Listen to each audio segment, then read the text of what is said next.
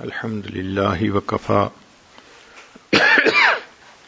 وسلام علی عبادہ الذین اصطفى اما بعد اعوذ باللہ من الشیطان الرجیم بسم اللہ الرحمن الرحیم وما الحیاۃ الدنیا الا متاع الغرور سبحان ربک رب العزۃ عما یصفون وسلام علی المرسلین والحمد للہ رب العالمین اللہم صلی علی سیدنا محمد وعلی آل سیدنا محمد وبارک وسلم وما الحیاۃ الدنیا الا متاع الغرور، اور دنیا کی زندگی دھوکے کی متاع ہے۔ جس دنیا میں ہم زندگی گزار رہے ہیں اس کو قرآن مجید میں دھوکے کا گھر کہا گیا۔ اس کو کہتے ہیں ایلیوژن، کہ انسان دیکھ کچھ رہا ہوتا ہے، حقیقت کچھ اور ہوتی ہے۔ اس کی مثال یوں سمجھ لیجئے کہ ایک آدمی گرمی کے موسم میں اپنی گاڑی پہ سفر کر رہا ہے تو اسے سامنے سڑک کے اوپر پانی نظر آتا ہے، اس کو سراب کہتے ہیں۔ حالانکہ سڑک کے اوپر پانی ہوتا نہیں، مگر فیلنگ ایسی ہوتی ہے کہ جیسے پانی ہے۔ تو ایک فیلنگ ایسی جو حقیقت نہ ہو، اس کو ایلیوژن کہتے ہیں۔ اور یہ ایلیوژن اس دنیا میں بار بار انسان کو لگتا ہے، اسی کو دھوکے کا گھر کہا گیا۔ لکھے پڑھے لوگ، سمجھدار اور عقل مند لوگ، وہ بھی دھوکے میں آ جاتے ہیں۔ ہر وہ چیز جو انسان کو اس کے مقصد سے ہٹا دے اس کو دھوکا کہتے ہیں۔ اس کی مثال یوں سمجھ لیجئے کہ ایک آدمی نے حج کے لیے جانا تھا، اس کو آخری فلائٹ کے اوپر سیٹ ملی اور فرسٹ کلاس میں ملی۔ اس نے کہا مجھے حج پہ تو ضرور جانا ہے، اس نے فرسٹ کلاس کی ٹکٹ خرید لی۔ اب جب تیاری کرنی تھی، جانا تھا، تو اس کو ذرا دیر ہو گئی، کھانا بھی نہ کھا سکا اور باقی بھی تیاری نہ کر سکا۔ تو کسی نے اس کو کہا کہ فکر کی بات نہیں، آپ ایئرپورٹ پہ جائیں، جب آپ فرسٹ کلاس لاؤنج میں جا کر بیٹھیں گے تو وہاں کھانا ہوتا ہے، تسلی سے کھانا کھا لینا۔ وہ پہلی مرتبہ سفر کر رہا تھا، اس نے کہا بہت اچھا۔ اب اس نے چیک ان کروا لیا اور فرسٹ کلاس لاؤنج میں آ گیا تو اس نے دیکھا کہ وہاں تو بوفے سسٹم ہے، بہت اچھے کھانے بڑے ہیں مختلف کوالٹیز کے۔ تو اس نے کہا کہ میں کیوں نہ تسلی سے یہاں کھانا کھا لوں، اخبار پڑھ لوں۔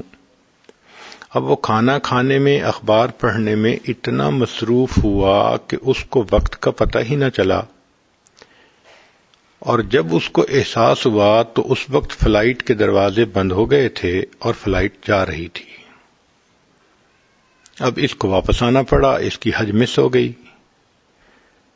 تو اس کا کھانا کھانا، اخبار پڑھنا اور فرسٹ کلاس لاؤنج میں بے فکر ہو کے بیٹھنا، اس کو دھوکا کہیں گے۔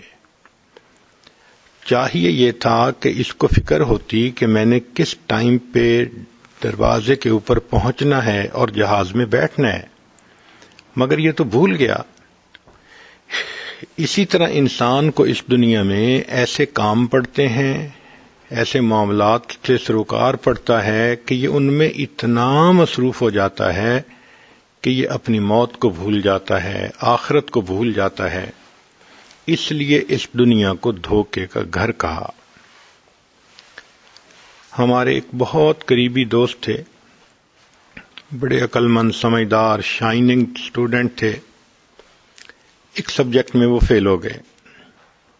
ہمیں بڑی حیرت ہوئی کہ یہ تو تیسری چوتھی پوزیشن لینے والا بچہ یہ سبجیکٹ میں فیل کیسے ہو گیا، اس کی سپلی کیسے آ گئی؟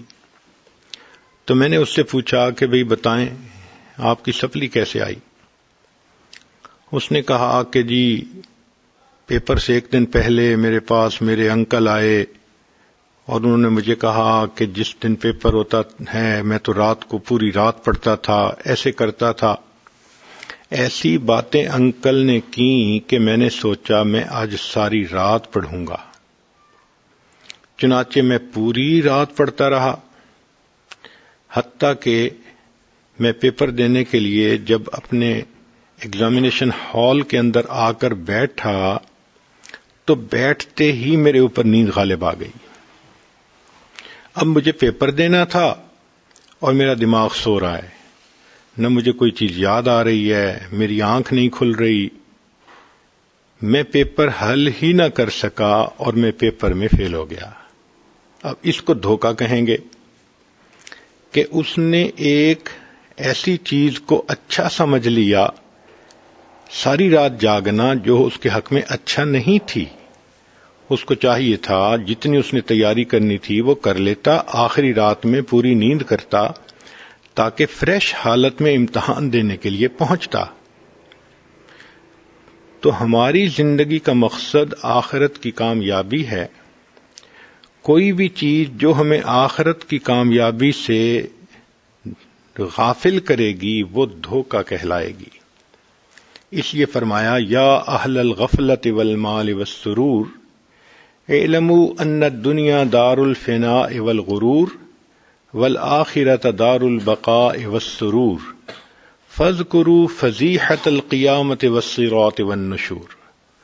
تو مومن کو اس دنیا میں بہت واچفل اور بہت ویجیلنٹ رہنا پڑتا ہے، شیطان کسی گناہ کا ارتکاب نہ کروا دے، انسان نیکی کو مس نہ کر لے، چھوڑ نہ بیٹھے، کوئی ایسا کام نہ ہو کہ جس کی وجہ سے انسان اللہ رب العزت کی نظر سے گر نہ جائے. چنانچہ نبی علیہ الصلوۃ والسلام کے بارے میں حدیث مبارکہ میں آتا ہے کہ آپ صلی اللہ علیہ وسلم متواصل الحزن اور دائم الفکر تھے. آپ کے اوپر ایک غم کی کیفیت ہوتی تھی، ایک غمزدہ شخص جیسے ہوتا ہے. اور سیدنا صدیق اکبر رضی اللہ عنہ کے بارے میں آتا ہے رجل حزین، کہ وہ بھی بہت ہی غمزدہ شخصیت تھے. ان حضرات کے اوپر غم اس لیے سوار تھا کہ ان کو ہر وقت آخرت کی فکر رہتی تھی. سیدنا عمر بن الخطاب رضی اللہ تعالیٰ عنہ کے بارے میں آتا ہے کہ وہ اتنا روتے تھے کہ ان کی دونوں آنکھوں سے جو آنسو ٹپکتے تھے اس کی وجہ سے ان کے رخسار کے اوپر لکیریں بن گئی تھیں، نشان بن گئے تھے آنسوؤں کے ٹپکنے کے. حضرت علی رضی اللہ تعالیٰ عنہ ایک رات مسجد میں کھڑے تھے اور کہہ رہے تھے یا صفرا یا بیضا غر غیری، اے سونے اے چاندی میرے غیر کو دھوکہ دے، میں تیرے دھوکے میں آنے والا نہیں ہوں. تو ان حضرات کی زندگیوں کا مطالعہ کرنے سے یہ بات سامنے آتی ہے کہ یہ بے پرواہ لوگ نہیں تھے کہ جن کو فکر ہی کوئی نہ ہو اور زندگی میں کوئی غم نہ ہو، پریشانی نہ ہو، بلکہ یہ وہ لوگ تھے جو فکر مند رہتے تھے، اپنی آخرت کے بارے میں ہر وقت سوچتے تھے. حضرت عثمان غنی رضی اللہ تعالی عنہ کا قول ہے کہ مومن کو اس دنیا میں 6 قسم کے غم لگے ہوتے ہیں. ہر مومن کو اس دنیا میں 6 قسم کے غم لگے ہوتے ہیں. پہلا ہے اہل و عیال ذکر سے غافل نہ کر دے. قرآن مجید میں اللہ تعالیٰ فرماتے ہیں یا ایھا الذین آمنوا لا تلھکم اموالکم ولا اولادکم عن ذکر اللہ. اے ایمان والو، تمہارا مال اور تمہاری اولاد تمہیں اللہ کی یاد سے غافل نہ کر دے. آپ دیکھیں آج انسان غفلت میں پڑتا ہے تو کام، کاروبار، بزنس کی وجہ سے، اموالکم، یا پھر پڑتا ہے تو اپنے بیوی بچوں کی وجہ سے، یہ دو ہی چیزیں ہیں جو انسان کے لیے غفلت کا سبب بنتی ہیں۔ کیسے؟ اب ذرا غور کیجئے گا۔ مثال کے طور پہ شادی بیٹے کی کرنی ہے تو بیٹے کی شادی میں اتنی مصروفیت، نمازیں قضا کر بیٹھتے ہیں، شادی میں اتنی مصروفیت کہ باقی دینی کام ایک طرف رہ جاتے ہیں۔ پھر ذرا دیکھیے کہ شادی سے پہلے سب روٹھے ہوئے رشتہ داروں کو منا لیتے ہیں۔ اگر گھر میں کام کرنے والا بھی کوئی ناراض تھا، ڈرائیور تھا یا کوئی اور، تو اس کو بھی منا لیتے ہیں کہ جی خوشی کا موقع ہے، ہر کسی کو منا لیں۔ تو اتنی اچھی تیاری کی، سب کو منا لیا روٹھے ہوئوں کو، لیکن جب شادی کا وقت آیا تو مخلوط محفل ہو گئی۔ مرد عورتیں بے حجاب ایک دوسرے کے سامنے ہیں، بے پردہ ہو گئے، تو شادی کے موقع پہ اللہ اور اس کے رسول کو ناراض کر دیا۔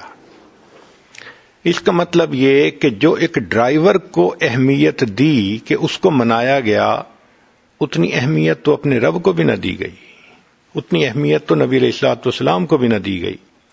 ہمیں یہ چاہیے تھا کہ ہم اس شادی کے موقع پہ ایسے سنت طریقے سے کرتے، کوئی گناہ نہ ہوتا، اللہ اور اس کے رسول صلی اللہ علیہ وسلم راضی ہو جاتے۔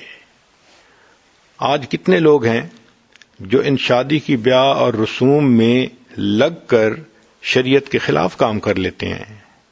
تو معلوم ہوا کہ مال اور اولاد یہ دھوکہ ہے، واچفل رہنا چاہیے۔ سیدنا صدیق اکبر عنہ کو ایک دفعہ ان کی اہلیہ نے کہا کہ بڑا میرا دل چاہتا ہے کہ کوئی سویٹ ڈش بناؤں، تو آپ مجھے کچھ دے دیں۔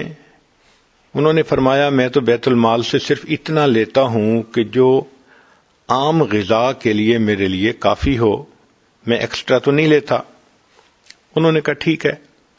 اب انہوں نے کیا کیا کہ تھوڑا تھوڑا پیسہ بچانا شروع کر دیا گروسری میں سے، حتیٰ کہ ایک دن انہوں نے حلوہ بنایا، تو جب سیدنا صدیق اکبر عنہ نے دیکھا تو انہوں نے پوچھا کہ یہ حلوہ کیسے بنایا؟ انہوں نے کہا کہ میں تھوڑا تھوڑا پیسہ بچاتی رہی، اتنے پیسے ہو گئے کہ میں سویٹ ڈش بنا سکوں۔ تو صدیق اکبر عنہ نے فرمایا کہ دیکھو میں بیت المال سے لیتا ہوں، اتنا لے سکتا ہوں جتنا ایک عام بندہ لیتا ہے، اور عام بندے کو سویٹ ڈش کے لیے آسانی نہیں ہوتی۔ یہ کہہ کر جتنا انہوں نے پیسہ اکٹھا کیا تھا، آئندہ تنخواہ میں سے اتنا پیسہ لینا کم کر دیا۔ سیدنا عمر رضی اللہ تعالیٰ عنہ کے پاس ایک مرتبہ مال غنیمت میں بہت سی خوشبو آئی، تقسیم کرنے کا وقت آیا تو آپ کی بیوی نے کہا کہ حضرت میں خوشبو تقسیم کر دیتی ہوں۔ فرمایا نہیں، کسی اور عورت کو کہتا ہوں۔ انہوں نے پوچھا کیوں، آپ کو مجھ پہ اعتماد نہیں کہ میں ٹھیک ٹھیک تقسیم کروں گی؟ فرمایا یہ تو اعتماد ہے کہ ٹھیک ٹھیک تقسیم کرو گی، لیکن جب آپ خوشبو کو تقسیم کر رہی ہوں گی، اس وقت اگر آپ کے ہاتھ پر کچھ خوشبو لگی یا اس کی خوشبو آپ نے سونگھی تو یہ کس کھاتے میں جائے گی؟ میں یہ بھی نہیں چاہتا کہ امیر المومنین کی بیوی خوشبو میں سے تھوڑا سا بھی زیادہ حصہ حاصل کرے۔ سوچئے کہ وہ لوگ اس معاملے میں کس قدر محتاط ہوتے تھے۔ عمر بن عبدالعزیز رحمۃ اللہ علیہ، ان کی رشتہ دار عورت آئی، کہنے لگی کہ آپ کے حکم سے بیت المال سے کوئی پیسہ بھی کسی کو دیا جا سکتا ہے، تو میرے لیے آپ کچھ کر دیں۔ انہوں نے کہا کہ میں تو نہیں ایسے کسی کو فیور کر سکتا۔ انہوں نے کہا کہ آخر میں تمہاری رشتہ دار ہوں۔ ان کا رشتہ دار ہیں، لیکن میں آپ کو اتنا ہی دے سکتا ہوں جتنا ہر مسلمان کا حق ہے، اس سے زیادہ نہیں دے سکتا۔ پھر اس کے بعد عمر بن عبدالعزیز رحمۃ اللہ علیہ نے کہا کہ آگ جلائی جائے۔ جب آگ جلائی گئی تو آپ نے گوشت منگایا اور اس کو آگ کے اوپر بھونا۔ جب وہ بھن رہا تھا تو آپ نے اپنی اس رشتہ دار عورت کو بلا کر کہا کہ دیکھو، آپ جو مجھے کہہ رہی ہو نا کہ آپ مجھے دوسروں سے زیادہ دے دو، آپ چاہتی ہو کہ جہنم میں میرا بدن اس طرح جل رہا ہو جس طرح آگ کے اوپر یہ گوشت کی بوٹی جل رہی ہے. تو پہلا غم کہ اہل و عیال ذکر سے غافل نہ کر دیں، اور دوسرا غم کہ دنیا آخرت سے غافل نہ کر دے. فرمایا وَمَا الْحَيَاةُ الدُّنْيَا إِلَّا مَتَاعُ الْغُرُورِ، یہ دنیا کی زندگی تو دھوکے کی متاع ہے. چنانچہ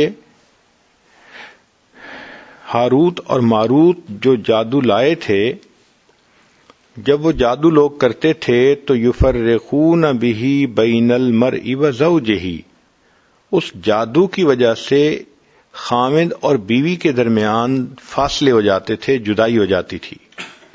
لیکن یہ دنیا ایسی جادوگرنی ہے کہ جس پر دنیا کا جادو چل جاتا ہے، یفرق بین المرء وربہ، یہ بندے اور اس کے رب کے درمیان فاصلے ڈال دیتی ہے. تو یہ ایسی جادوگرنی کہ ہاروت ماروت کے جادو سے بھی بڑا جادو اس کے پاس ہے. نبی علیہ السلام نے 2 لفظوں میں بات سمجھا دی. فرمایا الدنیا حلوۃ خضرۃ، دنیا بڑی میٹھی ہے، بڑی سرسبز ہے. دیکھیں میٹھی چیز کھانے سے انسان کا جی نہیں بھرتا، پیٹ بھر سکتا ہے، جی نہیں بھرتا. اب آئس کریم مختلف فلیورز کی انسان جتنا بھی کھائے، چاکلیٹ کھائے، اس لیے نہ کھائے کہ بھئی ویٹ نہ گین کر لوں، یہ الگ بات ہے، مگر طبیعت تو چاہتی ہے کہ کھاتا ہی رہے. اسی طرح سرسبز اگر کوئی سینری ہو تو اس کو دیکھنے سے جی نہیں بھرتا. تو نبی علیہ السلام نے فرمایا یہ دنیا میٹھی بھی ہے، سرسبز بھی ہے. جتنا بندہ دنیا کے اندر انوالو ہوتا ہے کاموں میں، اتنا یہ اور بندے کو اپنے اندر الجھا لیتی ہے اور اس کو موت سے غافل کر دیتی ہے. لہذا یہ بھی انسان کے لیے دھوکہ بن جاتی ہے. چنانچہ ایک مرتبہ ایک بڑے میاں تھے جن کی عمر 85 سال تھی. اس عاجز نے ان سے بات کی کہ بھئی اب تو ایسی عمر ہے کہ ہمیں چاہیے کہ ہم نماز پڑھیں، نیکی کریں، آخرت کی تیاری کریں. تو میری ساری بات سننے کے بعد اس بڑے میاں نے اپنے گھٹنے کو پکڑا اور کہنے لگے کہ پیر صاحب اس گھٹنے میں ذرا درد ہے، دعا کرو یہ درد ٹھیک ہو جائے، پھر میں نماز شروع کر دوں گا. اب جو بندہ 85 سال کی عمر میں گھٹنے کے درد ٹھیک ہونے کا منتظر ہے، یہ دھوکہ نہیں تو پھر اور کیا ہے. نوجوان بچی کو کہیں کہ نماز پڑھو، آگے سے جواب ملتا ہے میں کون سی اماں دادی بن گئی ہوں. یہ دھوکہ ہے. یہ کہاں لکھا ہے کہ صرف اماں اور دادی کو موت آتی ہے؟ کتنی بچیاں جوانی کی عمر میں فوت ہو جاتی ہیں، کوئی ایکسیڈنٹ کے ذریعے، کوئی بیماری کے ذریعے. تو یوں ذہن میں رکھنا کہ ہم اس وقت مریں گے جب بال سفید ہو جائیں گے، تو یہ دھوکہ ہے.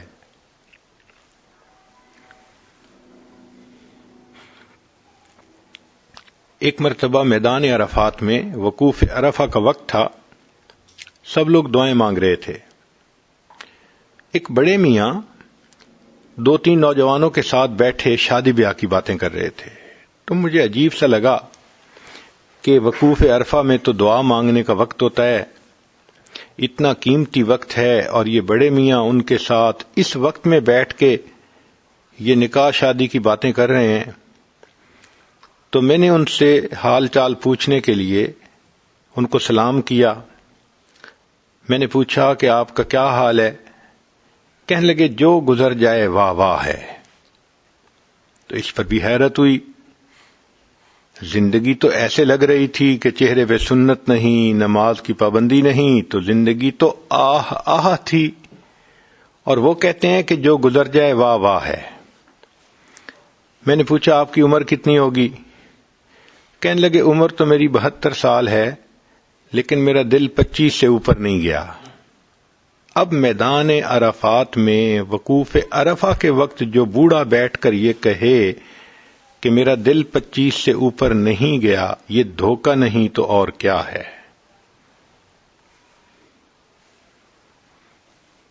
مسکین ابن آدم لباسہ کفن مرکبہ جنازہ والدہ یتیم منزلہ قبر فراشہ تراب حلالہا حساب و حرامہا عذاب.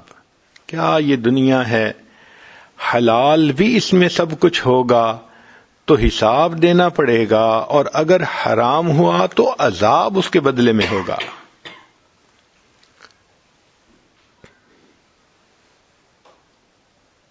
تیسرا غم ہر مومن کو یہ ہوتا ہے کہ شیطان اعمال کو باطل نہ کر دے. چنانچہ شیطان ہمارا دشمن ہے. قرآن مجید میں رب کریم نے فرما دیا ان الشیطان لکم عدو فاتخذوہ عدوا. یہ شیطان تمہارا دشمن ہے، تم اس کو دشمن ہی بنا کے رکھو. اور یہ شیطان ہمیں خیال ڈالتا رہتا ہے گناہوں کے، اور چونکہ ہمارے اپنے نفس کی اصلاح نہیں ہوتی تو ہم شیطان کے آئیڈیا کے پیچھے پڑ جاتے ہیں اور گناہوں میں لگ جاتے ہیں. ہمارے مشائخ کو اللہ رب العزت جزائے خیر عطا فرمائے کہ انہوں نے کھول کھول کے بتایا کہ شیطان انسان پر کیسے حملہ کرتا ہے. تو آج ذرا اس بات کو تسلی سے سن لیجئے کہ شیطان انسان کو 3 طرح سے دھوکہ دیتا ہے. سب سے پہلے جب انسان نے کوئی نیکی کا کام کرنا ہوتا ہے تو ذہن میں ڈالتا ہے اچھا پھر کر لیں گے. توبہ کرنی ہے، ہاں پھر کر لیں گے. نماز شروع کرنی ہے، اچھا پھر کر لیں گے. یعنی اس موقع پہ نہیں کرنے دیتا. چنانچہ ایک مرتبہ ایک صاحب ملے جن کی عمر تقریباً 65 سال تھی. میں نے ان سے بات کی نماز کے بارے میں کہ آپ شروع کیجئے، اب تو ریٹائرمنٹ کی ایج آ گئی، آپ فارغ ہوتے ہیں اور اللہ نے آپ کو خوب مال پیسہ دیا ہے، آپ کو کوئی رزق کی پریشانی بھی نہیں. تو انہوں نے اپنے پوتے کو اٹھایا ہوا تھا جس کی عمر تقریباً کوئی 1.5 سال تھی. تو اس کی طرف اشارہ کر کے کہنے لگے حضرت میں نے عہد کر لیا. میں نے پوچھا کیا؟ کہ یہ عہد کر لیا کہ میں اپنے اس پوتے کو حافظ بناؤں گا، اور جس دن اس نے تراویح کی نماز کرنی ہے شروع میں، اس دن نماز کی ابتدا کر دوں گا. اب یہ دھوکہ نہیں تو اور کیا ہے؟ بھئی بتائیں آپ کا پوتا اتنا بڑا ہوگا کہ یہ حافظ بن جائے گا، پھر کیا اس وقت تک آپ بھی زندہ رہیں گے؟ کیا شیطان نے ذہن میں ڈال دیا کہ جی میں بچے کو پوتے کو پہلے حافظ بناؤں گا، پھر جب یہ تراویح کی نماز پڑھانے لگے گا تو اس کے پیچھے جب میں نماز پڑھوں گا تو بس پھر میں نماز کی پابندی کروں گا. تو یہ دھوکہ ہے کہ وہ ذہن میں ڈال دیتا ہے. کتنے لوگ ہیں ان سے اگر بات کریں کہ آپ یہ کام شروع کریں، وہ جی میں نے نیت کیتی ہے، بس انشاءاللہ حج پہ جانا ہے، پھر میں نے بالکل نیک بن کے لوٹنا ہے. تو شیطان موقع پہ فی الفور توبہ نہیں کرنے دیتا، آگے ٹالتا ہے. اسی طرح طالبات کے ذہن میں یہ ڈالتا ہے ابھی تو پڑھ رہی ہیں، بس انشاءاللہ پڑھ کے پھر اکٹھا عمل کریں گے. جس طالبہ نے یہ سوچا کہ پڑھنے کے بعد اکٹھا عمل کروں گی، آپ سمجھ لیں کہ وہ عمل سے محروم رہے گی. جو عمل کرنے والی ہوتی ہیں وہ ادھر پڑھتی ہیں ادھر عمل کرتی ہیں، ادھر پڑھتی ہیں ادھر عمل کرتی ہیں. اللہ ان کو جیسے علم کی توفیق دیتا ہے عمل کی بھی توفیق عطا فرما دیتا ہے. تو یہ تو دھوکہ ہے کہ نیک اعمال کو انسان ٹال دے. آپ نے بہت سارے عورتوں کو دیکھا ہوگا، بچہ کہتا ہے امی میں چہرے پہ داڑھی رکھنا چاہتا ہوں. اچھا ٹھیک ہے شادی کے بعد رکھ لینا. اب یہ جو بچے کو کہا جا رہا ہے کہ شادی کے بعد رکھ لینا، یہ شیطان کا آئیڈیا ہے کہ وہ موقع پہ نہیں کہنے دیتا. چنانچہ لڑکا کہتا ہے امی مجھے نیک دیندار بیوی چاہیے، عالمہ چاہیے، اور آگے سے ماں جواب دیتی ہے بس وہ میں نے اپنے بھائی کی بیٹی سے کر لینا ہے، تمہارے پاس آئے گی اس کو نیک بنا لینا. یہ جتنی اس قسم کی باتیں ہیں کہ تم یہ کر لینا، سمجھ لیں کہ یہ شیطان کی طرف سے ہوتی ہیں. تو پہلا دھوکہ شیطان یہ دیتا ہے کہ فوراً نیکی نہیں کرنے دیتا، کہتے کہ اچھا پھر کر لیں گے. اور اگر کوئی انسان اس کی یہ بات نہ مانے کہ بھئی کل کر لیں گے، یہ کہے کہ نہیں مجھے تو آج ہی نیکی کرنی ہے، تو شیطان اپنی ہار نہیں مانتا. شیطان پھر دوسرا راؤنڈ شروع کر دیتا ہے. دوسرا راؤنڈ کیا کہ نیکی کے دوران اس کے ذہن میں وسوسے ڈالتا ہے.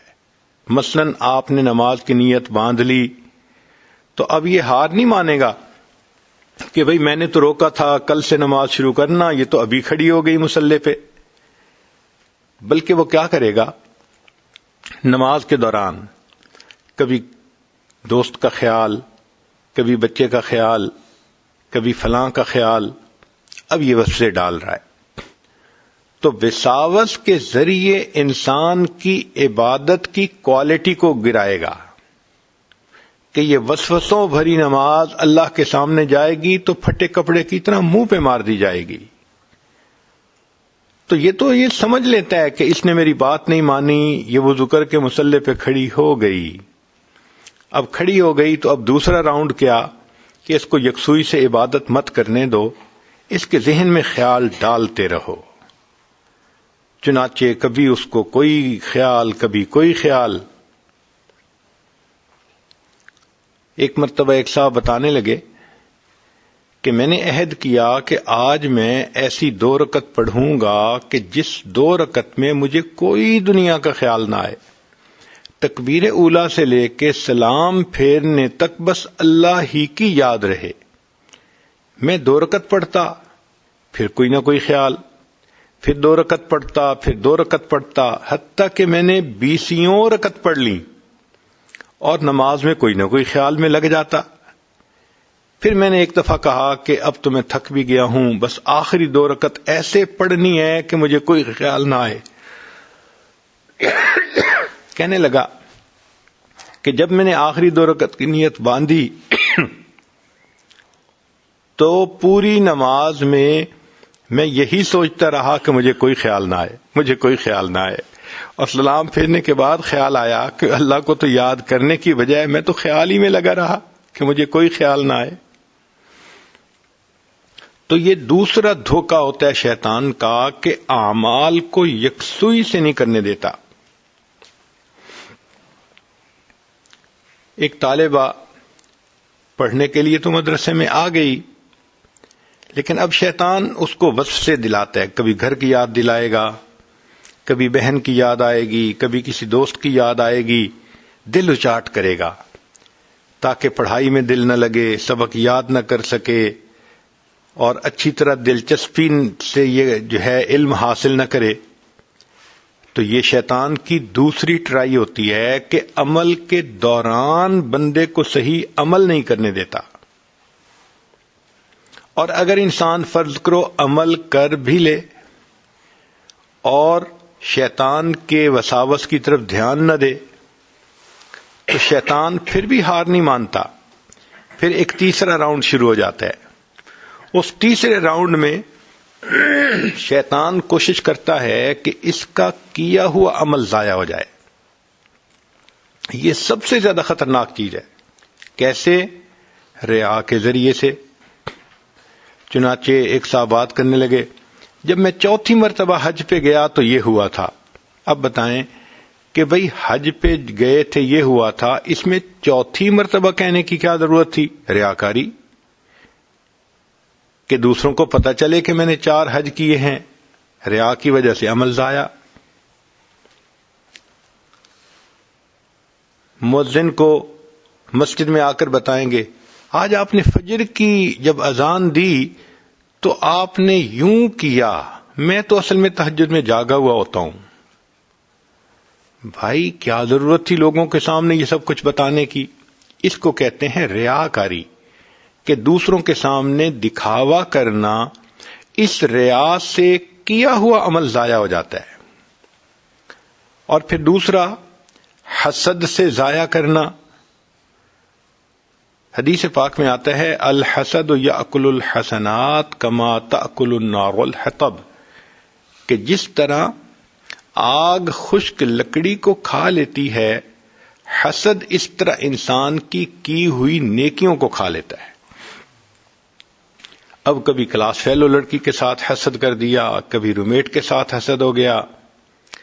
ایسی بری بیماری ہے یہ حسد کہ انسان کے کیے ہوئے عمل ضائع ہو جاتے ہیں.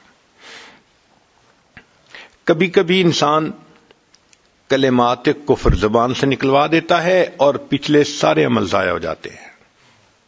چنانچہ کلمات کفر کا بھی پتہ ہونا چاہیے، علماء نے کتابوں میں لکھے ہیں. چنانچہ مالا بدمن میں حضرت قاضی ثناء اللہ پانی پتی رحمت اللہ علیہ نے کلمات کفر کا بیان بھی کیا. فارسی کی کتاب ہے. اس میں انہوں نے یہ مسئلہ بھی لکھا کہ اگر دو عورتیں بات کر رہی تھیں اور ایک نے بات کرتے ہوئے کہا کہ بھئی شریعت کا تو یہ حکم ہے، اور دوسری نے آگے سے کہہ دیا رکھ پرے شریعت کو فقد کفر، اس نے کفر کا ارتکاب کر لیا. اب بتائیں یہ اتنا نازک مسئلہ ہے کہ اگر کسی نے شریعت کی بات کہی جی کہ یہ تو شریعت کی بات ہے، اور سننے والی عورت آگے سے کہہ دے گی کہ رکھ پرے شریعت کو، تو ان الفاظ کے کہنے سے کفر کا ارتکاب کیا، پچھلے سارے اس کے عمل ضائع ہو گئے. اسی طرح انسان شرک کے ذریعے سے بھی ضائع کروا دیتا ہے، کیونکہ شرک ایسا برا گناہ ہے کہ جس کی وجہ سے لَيَحْبَطَنَّ عَمَلُكَ، اللہ فرماتے ہیں کہ آپ کے کیے ہوئے عملوں کو ہم ضائع کر دیں گے. تو دیکھیں شیطان پیچھا نہیں چھوڑتا. 3 موقعوں پہ یہ دھوکہ دیتا ہے. عمل سے پہلے دھوکہ دیتا ہے کہ عمل کو ڈیلے کرواتا ہے، بعد میں کر لینا. اور اگر انسان اس کی یہ بات نہ مانے تو عمل کے دوران دھوکہ دیتا ہے کہ وسوسے ڈال کے غافل کرتا ہے. اور آج اکثر و بیشتر نمازیں اسی طرح سے دنیا کے خیالات میں. چنانچہ ایک مسجد میں امام صاحب نے 4 رکعت کی نیت باندھی، لیکن انہیں شبہ ہوا کہ میں نے 2 رکعت پڑھی ہیں یا 4 پڑھی ہیں. انہوں نے سلام پھیر کے مقتدی لوگوں سے پوچھا بھئی 2 پڑھی ہیں یا 4؟ کسی کو یقین ہی نہیں تھا کہ 2 ہیں یا 4. سب اپنے اپنے خیالوں میں لگے ہوئے تھے. ایک بڑے میاں تھے، وہ کہنے لگے نہیں مولانا پکی بات ہے آپ نے 2 رکعت پڑھی ہیں، 4 نہیں پڑھی. تو مولانا مطمئن ہو گئے. انہوں نے پھر 4 رکعت نماز پڑھا دی. نماز پڑھانے کے بعد انہوں نے بڑے میاں کا شکریہ ادا کیا کہ بڑے میاں اللہ آپ کا بھلا کرے، آپ کی وجہ سے پورے لوگوں کی نماز ٹھیک ہو گئی، ہم نے 4 رکعت پڑھ لی، آپ تو بڑی یکسوئی سے نماز پڑھتے ہیں. تو بڑے میاں نے جواب دیا مولانا میرے 4 بیٹے ہیں اور میں ہر رکعت میں ہر بیٹے کے بزنس کے بارے میں سوچتا ہوں، تو آج تو صرف 2 کے بزنس کے بارے میں سوچا تھا، باقی 2 کا رہ گیا، تو مجھے پتہ چل گیا کہ آپ نے 2 رکعت پڑھی ہیں، 4 نہیں پڑھی. اور یہ قرب قیامت کی علامات میں سے ہے. نبی اسلام نے فرمایا تم دیکھو گے کہ مسجد نمازیوں سے بھری ہوگی، ان کے دل اللہ کی یاد سے غافل ہوں گے. تو شیطان پہلا دھوکہ دیتا ہے کہ عمل کرنے میں رکاوٹ ڈالتا ہے، تاخیر کرواتا ہے. پھر دوسرا حملہ کہ جب عمل انسان کر رہا ہوتا ہے اس وقت اس کو وساوس کے ذریعے سے غافل کرنے کی کوشش کرتا ہے. اور تیسرا حملہ کہ جب انسان عمل کر لیتا ہے حسد کے ذریعے، ریا کے ذریعے، کلمات کفر کے ذریعے، شرک کے ذریعے ان اعمال کو برباد کروا دیتا ہے. اس لیے یہ شیطان ہمارا پکا دشمن ہے. تو 6 غم ہر مومن کے لیے ہیں دنیا میں. پہلا غم اہل و عیال ذکر سے غافل نہ کر دے. دوسرا غم دنیا آخرت سے غافل نہ کر دے، تیسرا غم کہ شیطان اعمال کو باطل نہ کر دے، اور چوتھا غم کہ کرامن کاتبین نافرمانی نہ لکھ لیں۔ چنانچہ انسان جو بھی گناہ کرتا ہے ان گناہوں کو اسی وقت لکھنے والے فرشتے لکھ لیتے ہیں۔ ان علیکم لحافظین کرامن کاتبین یعلمون ما تفعلون، تو ہمارے اوپر محافظ متعین ہیں، جو گناہ کرتے ہیں وہ فرشتے لکھ لیتے ہیں۔ تو مومن کو ہر وقت یہ فکر ہوتی ہے۔ چنانچہ اللہ والے ہر وقت یہ سوچتے ہیں کہ کوئی ایسا عمل نہ ہو کہ فرشتے نامے اعمال میں گناہ لکھ لیں۔ امام ربانی مجدد ثانی رحمۃ اللہ علیہ فرماتے ہیں، اس امت میں ایسی پاک باز ہستیاں گزری ہیں کہ ان کے گناہ لکھنے والے فرشتے کو 20 سال تک گناہ لکھنے کا موقع نہیں ملا۔ اللہ اکبر کبیرہ۔ چنانچہ عبداللہ ابن مبارک رحمۃ اللہ علیہ مشہور محدث ہیں، انہوں نے ایک واقعہ لکھا، المرأۃ متکلمۃ بالقرآن، ایک عورت جو صرف قرآن مجید کے الفاظ سے ہی گفتگو کرتی تھی۔ وہ کہتے ہیں کہ میں حج عمرے سے فارغ ہو کے واپس آ رہا تھا، ایک درخت کے نیچے میں دوپہر کو قیلولہ کرنے کے لیے لیٹ گیا، تھکا ہوا تھا۔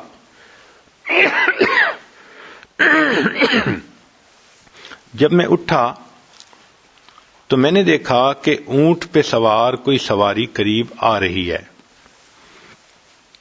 قریب آنے پر میں نے کہا السلام علیکم، تو جواب میں ایک بڑی عمر کی عورت بولی اور اس نے کہا سلام قولا من رب الرحیم، گویا اس نے میرے سلام کا جواب دے دیا۔ میں نے پوچھا کہ بڑی اماں آپ یہاں اکیلی کیسے آ گئیں؟ اس نے قرآن کی آیت پڑھی وَمَن يُضْلِلِ اللَّهُ فَلَا هَادِيَ لَهُ۔ میں سمجھ گیا کہ یہ راستہ بھول گئی ہے اور اب اس کو راستے کی تلاش ہے۔ میں نے پوچھا کہ اماں آپ کدھر سے آ رہی ہیں؟ کہنے لگی وَأَتِمُّ الْحَجَّ وَالْعُمْرَةَ لِلَّهِ۔ میں سمجھ گیا کہ یہ حج عمرہ کرنے کے بعد واپس آ رہی ہے۔ میں نے پوچھا اماں آپ نے جانا کدھر ہے؟ اس نے کہا ادخلوا المصر انشاء اللہ آمنین۔ تو میں سمجھ گیا کہ یہ شہر جانا چاہتی ہے۔ میں نے بھی شہر جانا تھا۔ میں نے کہا کہ اماں آپ چلیں، میں آپ کے اونٹ کی نکیل پکڑ لیتا ہوں اور آپ کو میں شہر تک پہنچا دیتا ہوں۔ کہنے لگی ان احسنتم احسنتم لانفسکم۔ میں سمجھ گیا کہ بھئی اس نے مجھے دعا دی ہے۔ میں چل پڑا۔ اب راستے میں چونکہ راستہ کچھ لمبا تھا تو مجھے عربی کے کچھ اشعار آتے تھے، میں نے وہ پڑھنے شروع کر دیے۔ جب میں نے وہ پڑھے تو اس عورت نے کہا فَقْرَؤُوا مَا تَيَسَّرَ مِنَ الْقُرْآنِ، کہ بھئی اگر تم نے کچھ پڑھنا ہی ہے تو قرآن مجید میں سے کچھ پڑھ لو۔ کہنے لگے میں نے پھر قرآن کی تلاوت شروع کر دی۔ جب شہر کے قریب پہنچے تو میں نے اس سے پوچھا اماں اس شہر میں آپ کا کون ہے؟ اس نے قرآن کی آیت پڑھی المال والبنون زینت الحیات الدنیا۔ تو میں سمجھ گیا کہ اس کے بیٹے ہیں۔ تو میں نے پوچھا کہ آپ کے بیٹوں کے کیا نام ہیں؟ اس نے قرآن کی آیت پڑھی ابراہیم و اسماعیل و اسحاق و یعقوب۔ تو مجھے پتہ چل گیا کہ اس کے یہ 4 بیٹے ہیں۔ تو میں نے اس جگہ پہنچ کے جہاں قافلے اترتے تھے ان بچوں کا نام لے کے آواز لگائی تو میں نے دیکھا کہ 4 نوجوان بچے جن کے چہروں پہ نیکی کا نور تھا، بہت منور چہرے تھے، تقوی نظر آتا تھا ان کی زندگی میں، اتباع سنت نظر آتی تھی۔ وہ اس کے بیٹے تھے، وہ چاروں کے چاروں آ گئے۔ وہ اپنی والدہ کو ڈھونڈتے پھر رہے تھے اور فکر مند تھے کہ والدہ کی سواری کہاں رہ گئی۔ والدہ کو ملے، سواری، انہوں نے اللہ کا شکر ادا کیا۔ اب ان کی والدہ نے ان کو کہا کہ قرآن مجید کی آیت پڑھ کے کہا کہ وَيُطْعِمُونَ الطَّعَامَ، یعنی بچوں کو یہ کہا کہ یہ جو شخص مجھے لے کے آیا ہے اس کو کھانا کھلا کے بھیجو۔ تو بچوں کے پاس کھانا تھا، انہوں نے فوراً دسترخوان لگایا اور انہوں نے مجھے کھانا کھلایا۔ میں کھانا کھا کے اٹھنے لگا تو میں نے ان کا شکریہ ادا کیا، تو عورت نے آیت پڑھی انما نطعمکم لوجہ اللہ لا نرید منکم جزاء ولا شکورا۔ عبداللہ مبارک رحمۃ اللہ کہتے ہیں میں بڑا حیران، جب سے یہ عورت مجھے ملی ہے تب سے ہر بات کے جواب میں یہ قرآن کی آیت ہی پڑھ کے جواب دیتی ہے، ہر بات کا جواب قرآن کے الفاظ سے دیتی ہے۔ تو میں نے اس کے بچوں سے پوچھا کہ یہ تمہاری والدہ کا کیا معاملہ ہے؟ وہ کہنے لگے ہماری یہ والدہ قرآن کی حافظہ، حدیث کی عالمہ ہے، اس کے دل میں اللہ رب العزت کے سامنے قیامت کے دن کھڑے ہونے کا اتنا خوف ہے کہ پچھلے 20 سال سے اس کے منہ سے قرآن کے سوا کوئی دوسرا لفظ نہیں نکلا۔ اب اگر سوچئے کہ اس امت میں ایسی عورتیں بھی قیامت کے دن اللہ کے سامنے پیش ہوں گی کہ 20 سال تک ان کی زبان سے قرآن کے سوا کوئی دوسرا لفظ نہیں نکلا، تو وہاں اگر آج کی بچیاں ذرا سی بات میں کسی پہ تہمت ہے، غیبت ہے، کسی کے بارے میں بدگمانی ہے، الزام تراشی ہے، لایانی باتیں ہیں، ہم اپنے نامہ اعمال کو اللہ کے سامنے کیسے پیش کر سکیں گے؟ تو اس لیے ہم ہر وقت فکر مند رہیں کہ کوئی ایسا کام نہ ہو، کوئی ایسا عمل نہ ہو، بات نہ ہو کہ گناہ لکھنے والے فرشتے نامہ اعمال کے اندر گناہوں کو لکھ سکیں۔ 5واں غم یہ ہوتا ہے کہ ملک الموت غفلت میں نہ پکڑ لے، اس لیے کہ اس دنیا میں انسان جو اعمال کرتا ہے تو نیکی کا اثر بھی موت کے وقت ظاہر ہوتا ہے اور گناہوں کا اثر بھی موت کے وقت ریفلیکٹ ہوتا ہے۔ چنانچہ علماء نے لکھا ہے کہ بہت سارے گناہ ایسے ہیں کہ موت کے وقت انسان کو کلمہ پڑھنے سے محرومی ہو جاتی ہے۔ مثال کے طور پہ زنا کا گناہ ایسا ہے کہ اکثر و بیشتر جو بندہ زنا سے توبہ نہ کرے، موت کے وقت اس کی زبان پہ فالج پڑ جاتا ہے اور وہ کلمہ پڑھنا بھی چاہے تو نہیں پڑھ سکتا۔ حدیث مبارکہ میں ہے کہ کتنے لوگ ایسے ہیں کہ ساری زندگی ان کے نام مسلمانوں کی فہرست میں رہتے ہیں، جب موت کا وقت آتا ہے مسلمانوں کی فہرست سے نام خارج کر دیا جاتا ہے۔ اور ویسے بھی یہ قرب قیامت کا زمانہ ہے جس کے بارے میں نبی علیہ السلام نے فرمایا یصبح مؤمنا و یمسی کافرا۔ تم دیکھو گے ایک آدمی صبح اٹھے گا ایمان والا ہوگا، شام سونے کے لیے بستر پہ جائے گا ایمان سے خالی ہوگا۔ تو اپنے ایمان کی تو بڑی فکر کرنی چاہیے، کیا پتہ کب موت آ جائے، موت کا کسی کو کچھ پتہ نہیں۔ چنانچہ ایک نوجوان کراچی میں تیسری منزل پہ کچھ کام کر رہا تھا، کھڑکی سے باہر نکل کے اللہ کی شان کے جو پاؤں پھسلا تو وہ نیچے ٹور روڈ کے اوپر آ کے گرا۔ اب تیسری منزل یعنی کہیں 60 فٹ سے وہ نیچے گرا، اور اللہ کی شان نہ ہڈی ٹوٹی، نہ جسم پہ کوئی زخم آیا، نہ خون نکلا۔ وہ ایسے اٹھ کھڑا ہوا جیسے کہ کسی نے اٹھا کے زمین پہ رکھ دیا ہو۔ سب لوگ حیران تھے کہ 50-60 فٹ کی بلندی، نیچے پکی سڑک ہو اور پھر بندے کو کوئی چوٹ نہ آئے۔ خیر سب لوگ خوش ہوئے۔ تیسرے دن اس کے 2 دوست تھے، وہ اس کو مبارکباد دینے کے لیے آئے کہ بھی ہم نے سنا آپ تیسری منزل سے گر گئے مگر اللہ نے آپ کو بچا لیا۔ تو وہ بھی کہنے لگا ہاں اللہ کا مجھ پر بڑا فضل ہوا۔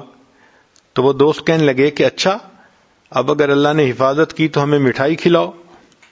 وہ کہنے لگا یہ میرے بالکل گھر کے سامنے ایک مٹھائی کی دکان ہے، میں ابھی وہاں سے تازہ مٹھائی لے کے آتا ہوں۔ انہوں نے کہا بہت اچھا۔ یہ کہہ کے یہ نوجوان اپنے ڈرائنگ روم سے گھر میں آیا اور بیوی کو کہا کہ مجھے پیسے دو، میں مٹھائی لاتا ہوں۔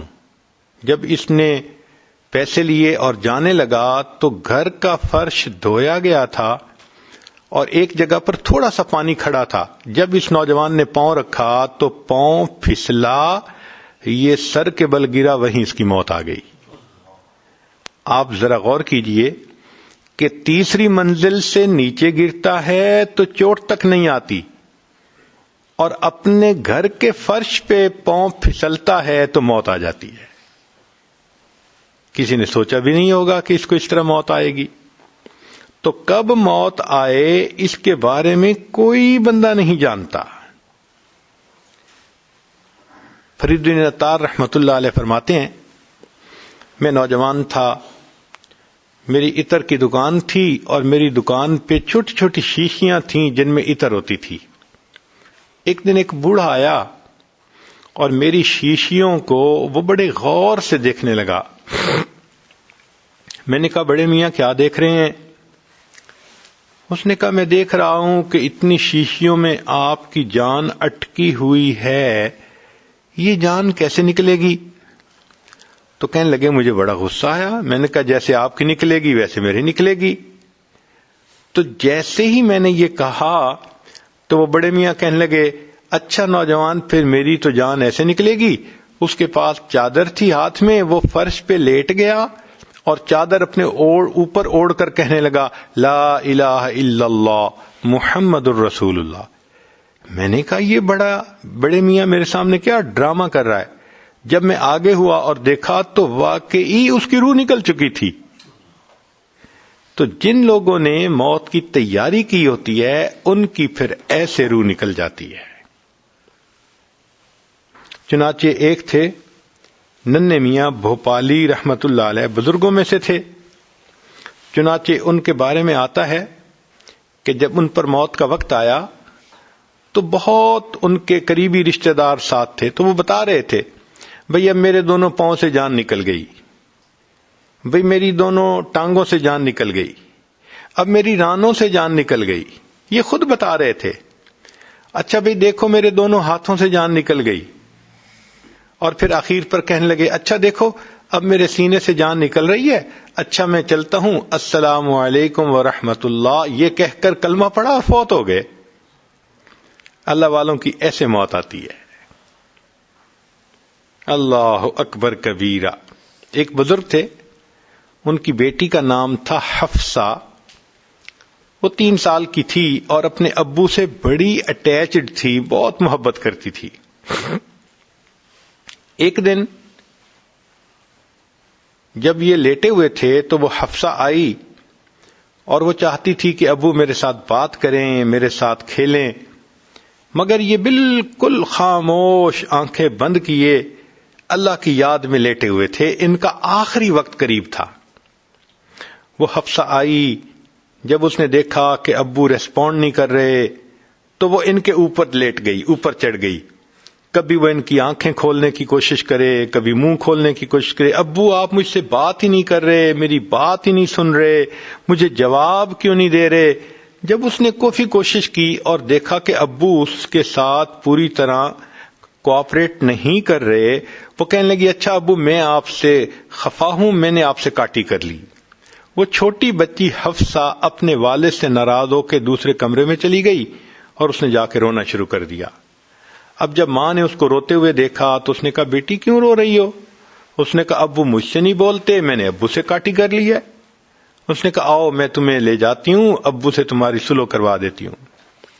وہ بیوی اپنی بیٹی کو لے کر آئی اور اس نے اپنے خاوند کو کہا کہ دیکھیں نا حفصہ آپ سے خفا ہے، اس کو منا لیں، یہ آپ سے روٹھ گئی ہے۔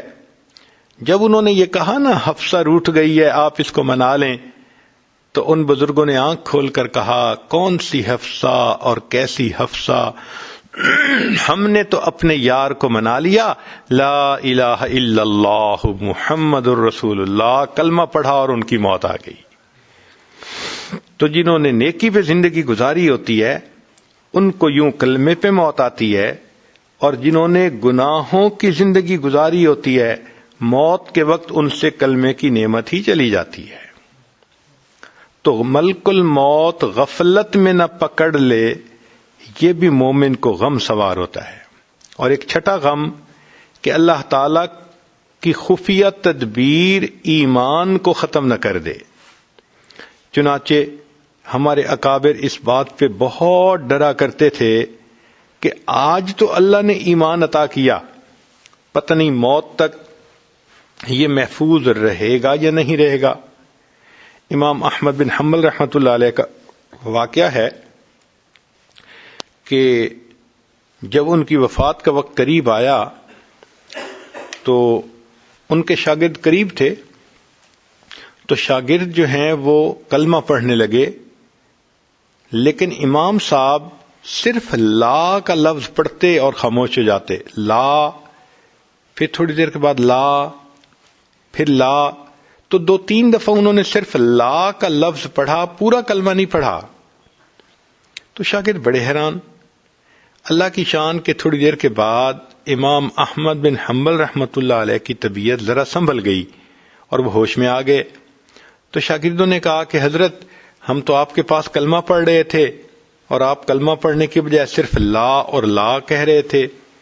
تو امام صاحب نے کہا حقیقت میں اس وقت شیطان میرے سامنے آ گیا تھا اور مجھے کہہ رہا تھا کہ احمد بن حنبل تو ایمان بچا کے دنیا سے چلا گیا، اور میں اسے کہہ رہا تھا لا، نہیں، جب تک میری آخری سانس نہیں نکل جاتی میں اس وقت تک بھی تیرے حملے سے امن میں نہیں ہوں۔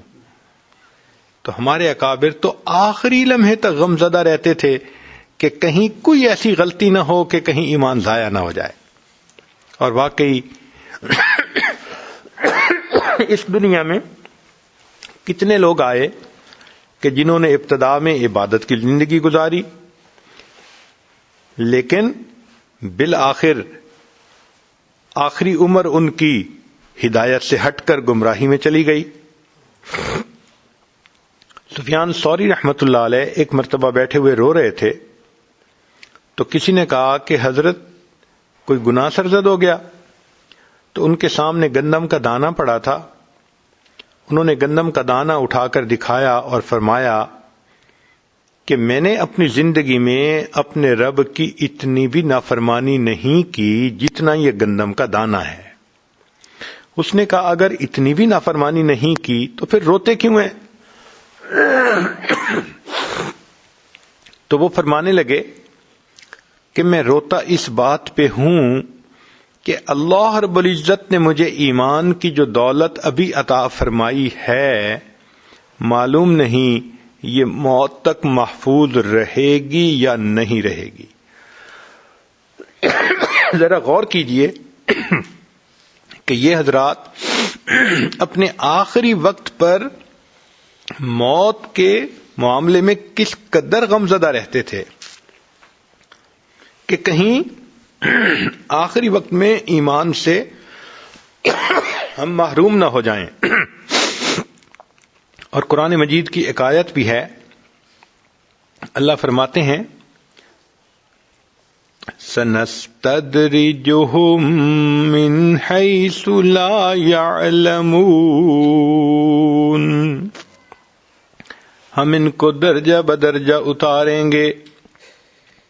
کتنے لوگ ہوتے ہیں نیکی پہ ہوتے ہیں، ایک سنت چھوٹی، پھر دوسری چھوٹی، کبھی تہجد چھوٹی، کبھی تکبیر اولیٰ چھوٹی، ایک ایک عمل زندگی سے نکلتے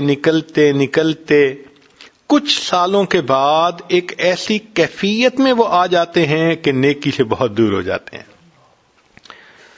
تو فرمایا سَنَسْتَدْرِجُهُم مِّنْ حَيْثُ لَا يَعْلَمُونَ، ہم ان کو اس طرح درجہ بدرجہ اتاریں گے ان کو پتہ بھی نہیں چلے گا۔ وَأُمْلِي لَهُمْ إِنَّ كَيْدِي مَتِينٌ،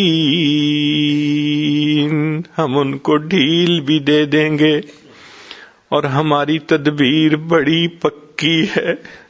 تو یہ دل میں غم ہوتا ہے کہ اگر کسی بات پہ اللہ تعالی ناراض ہو گئے تو یہ ظاہر میں جو ہم نیکی کے اعمال کرتے پھر رہے ہیں یہ ظاہر ہی رہے گا، اندر سے اصلیت نکل جائے گی اور انجام بالآخر برا ہوگا۔ آخر قرآن مجید میں ہم بلعم باعور کے بارے میں پڑھتے ہیں، اللہ تعالیٰ فرماتے ہیں فَمَثَلُهُ كَمَثَلِ الْكَلْبِ، اس کی مثال کتے کی مانند۔ یہ وہ شخص تھا، مفسرین نے لکھا ہے کہ جس نے 400 سال تک عبادت کی اور اتنا بڑا درجہ پا لیا کہ اس کی ہر دعا قبول ہوتی تھی، مستجاب الدعوات بن گیا تھا موسیٰ علیہ السلام کے زمانے میں۔ اب ذرا غور کیجئے، جس بندے نے سینکڑوں سال سجدے کیے، اللہ کی عبادت میں زندگی گزاری، اور جس کو ایسا مقام ملا کہ اس کی ہر دعا قبول ہوتی ہے، پھر اس نے موسیٰ علیہ السلام کی مخالفت کی، نتیجہ کیا نکلا؟ روحانیت کے سب درجوں سے نیچے گر گیا۔ اللہ فرماتے ہیں فَمَثَلُهُ كَمَثَلِ الْكَلْبِ، اس کی مثال کتے کی مانند ہے۔ جب یہ کتے کا لفظ پڑھتے ہیں تو دل ڈرتا ہے کہ اللہ وہ بھی تو آخر انسان تھا، اتنے 100 سال کی عبادت کے باوجود آپ نے اس کو کتا فرما دیا۔ کوئی اپنی عبادت پہ کیسے ناز کر سکتا ہے؟ اپنے علم پہ عمل پہ کیسے ناز کر سکتا ہے؟ اس لیے ہمیں چاہیے کہ ہم اللہ رب العزت سے ڈرتے رہیں، عجب نہ آئے، تکبر نہ آئے، میں نہ آئے، انسان اپنے آپ کو دوسروں سے بہتر اور برتر نہ سمجھے، بس یہی سمجھے اللہ میں کمزور بندہ ہوں، آپ مجھے عمل کی توفیق عطا فرماتے ہیں، اب ان عملوں کی حفاظت کی بھی توفیق دے دیجئے، اور اللہ جب دنیا سے جانے کا وقت آئے تو ہمارے ایمان کی بھی حفاظت فرما دیجئے۔ جس بندے کو ایسے غم لگے ہوئے ہوں تو وہ بندہ پھر غم زدہ ہی نظر آئے گا۔ چنانچہ نبی علیہ السلام کے بارے میں حدیث مبارکہ میں آتا ہے کہ نبی علیہ السلام متواصل الفکر تھے، دائم الحزن تھے۔ اللہ تعالی ہمیں بھی آخرت کا یہ غم عطا فرما دے، ایسا نہ ہو کہ یہ دنیا کا دھوکہ ہمیں بھی غافل کر دے اور ہم ایمان سے جو ہے وہ محروم نہ ہوں۔ اللہ رب العزت ہم پر رحمت کی نظر فرمائے۔ جو بچیاں قرآن مجید حدیث مبارکہ پڑھنے کے لیے آئی ہیں، یہ اللہ رب العزت کی مقبول بندیاں ہیں، اللہ نے ان کو چنا ہے اپنے دین کے لیے۔ اب ان کو چاہیے کہ یہ اور زیادہ دین کی محنت کے لیے اور دین کو مقصد زندگی بنانے کے لیے اللہ سے دعائیں مانگتی رہیں، کرتی بھی رہیں اور ڈرتی بھی رہیں۔ جو انسان عمل بھی کرتا ہے پھر اللہ سے ڈرتا بھی ہے، اللہ اس کے ایمان کی حفاظت فرماتے ہیں۔ رب کریم اس جامعہ کو یا اس ادارے کو دن دگنی رات چوگنی ترقی نصیب فرمائے۔ جو پڑھنے والی بچیاں ہیں اللہ ان کو اپنی مقبول بندیوں میں شامل فرمائے، اور اللہ تعالی ان بچیوں کے گھروں میں، والدین کی زندگیوں میں نیکی دینداری کی زندگی نصیب فرمائے۔ وآخر دعوانا ان الحمد للہ رب العالمین۔